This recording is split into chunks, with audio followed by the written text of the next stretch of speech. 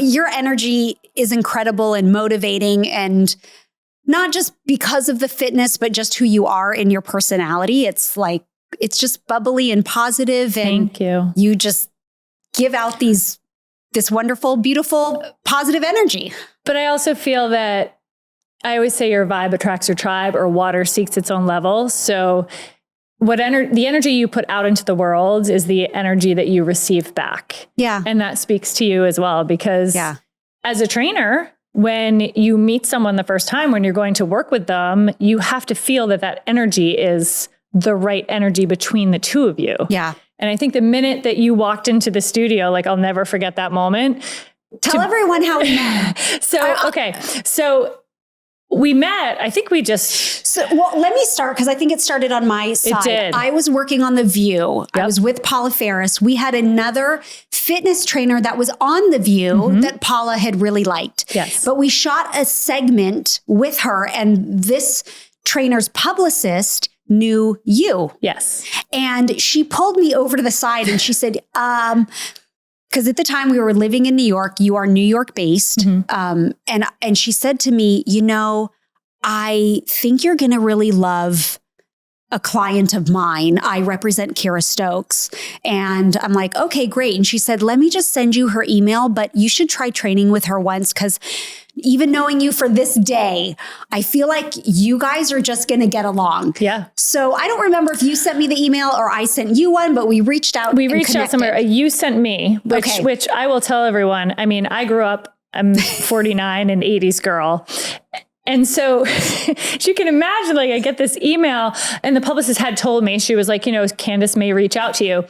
And having watched Full House my entire youth, I was like, are you real? Oh, like, if there was anyone I was going to be. Mind you train so many celebrities. So I'm kind of laughing at the fact that you're saying that, but it's just being a child of the 80s. A child of the 80s. And it's also like, I think most people like who are listening to your podcast, like, get it. Like, I felt like you were my best friend growing up and you didn't know it. You were in my living room every Friday night. TGIF Fridays. It was me and Candace. So, you reached out first and I was like, oh, wow. Okay, this is going to happen. And then when you walked in the studio, and I've told this story so many times, but out of everyone I've trained, and as you said, like, I've trained quite a few celebrities.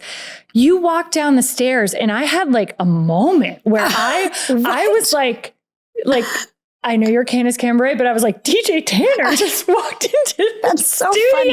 That's so funny to me. And I had to play, I was like, play cool, Kira, play cool, like whatever. But I could right off the bat, like, and as a trainer, and I think as a client, that there should be this immediate connection almost. Yes. I think within the first few minutes of us even talking, we understood one another. And I think that's a great point to anybody who's looking for a trainer. I didn't think about this until I think it was like 5 years ago, to be honest, when I started to really kind of analyze. I got asked this question a lot, like, where did my joy of movement come from?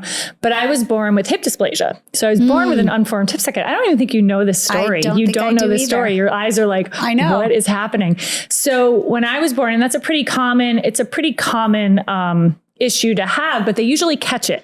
So when you're a baby and they like do this test where they pull your two legs, right? And usually if you have hip dysplasia, the baby will cry. They'll know and they'll go, oh, we have a hip issue here.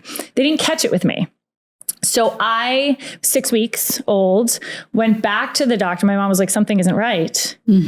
She's crying a lot when I try to move her legs, or I just feel like something's wrong. And the doctor said, I'm so sorry, but I didn't catch this. She has an unformed hip socket. So they had to put me in casts, and I was pigeon-toed. I was a mess. I was a hot mess when I was like, so I was pigeon-toed. So my feet turned inverted, which again is common, but I also had hip dysplasia. So the two together was a lot.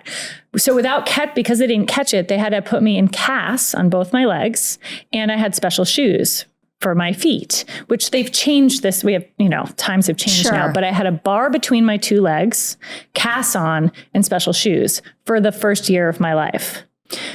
I couldn't move, right? So you're a baby, you're trying to crawl, you're trying to do all these things. And all my mom could do was sit me up against my toy chest. There's a picture of me with two casts on, and I just sit there. This story is crazy. So to shorten the story, when I got the cast off that night, my mom heard this banging. My parents heard this banging in my crib, and they went in, and I was banging my arms and legs, like flailing like a chicken. Mm-hmm. She called the pediatrician. She's like, something is really wrong with my child. Like there's something wrong. And he said to her, she's been trussed up like a turkey for the first year of her life. What do you expect her to do? She's free now. Wow. She can move her limbs. And you've never stopped moving. And I've never stopped moving. And I literally figured this out during one conversation like 5 years ago. And I was like telling them about hip dysplasia.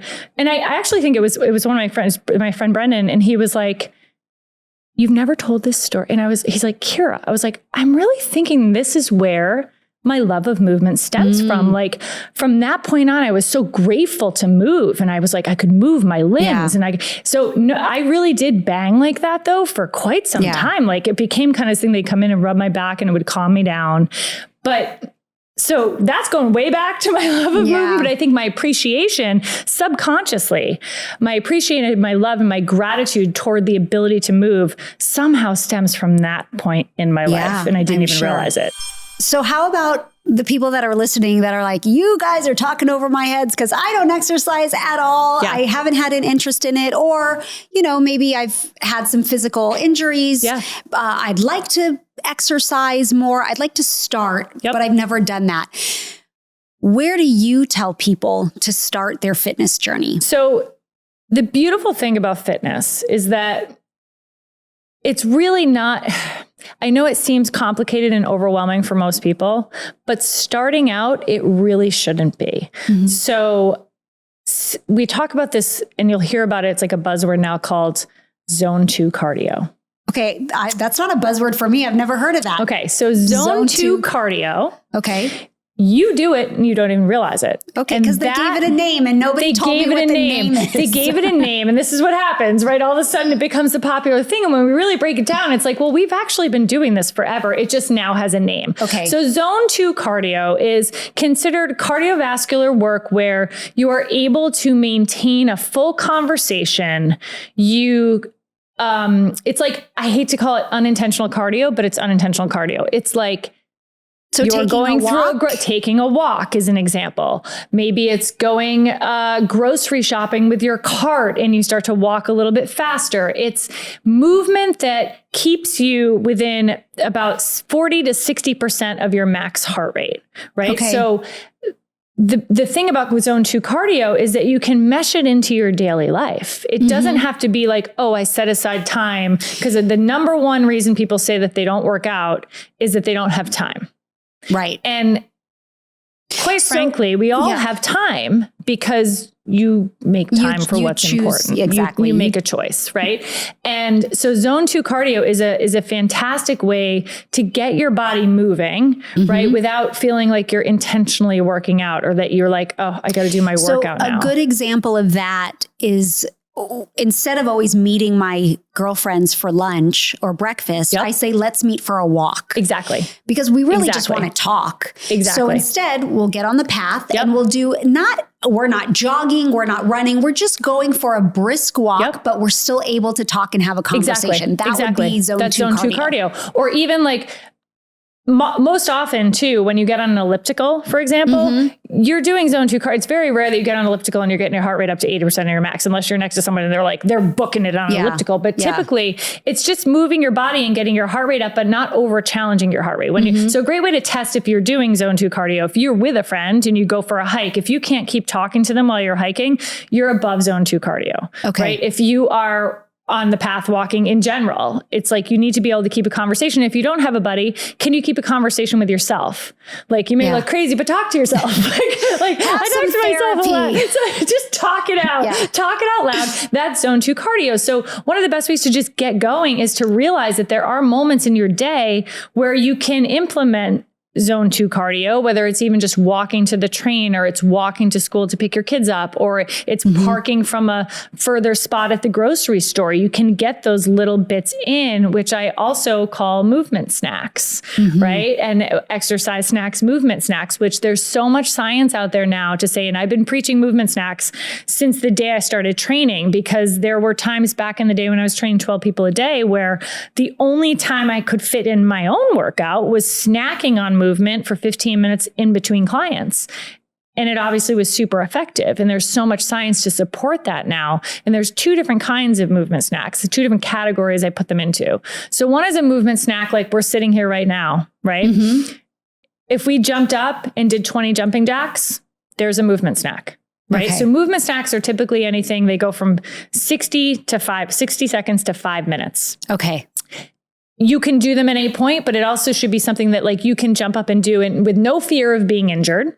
Right? Like you're not warmed up. You don't need to be warmed up to do these things. Maybe you're sitting in this chair right now and we practice squatting. You know how badly I want to do this now. It's like killing me. I just want to slide off. Yep. Just some ditch. You could just, exactly. Like you pull to the side, you just, and you start squatting. I don't. So you start squatting and you sitting back down. Yeah. Like things like that where we, which are really great if you do work in an office and you're sitting all day. Yeah. So every hour, like, do a movement snack. Do a movement snack. You know, when you're starting your fitness routine, it's as simple as that. It's as simple as finding these moments in the day where you pass by the countertop in the kitchen and you're like, let me just try 10 incline push-ups on the countertop right here. Let me make sure when I'm getting up off the couch that I'm turning that into like 10 squats, sitting up, sitting down. Let me park further from the grocery store. Like that's step one. That step one is just,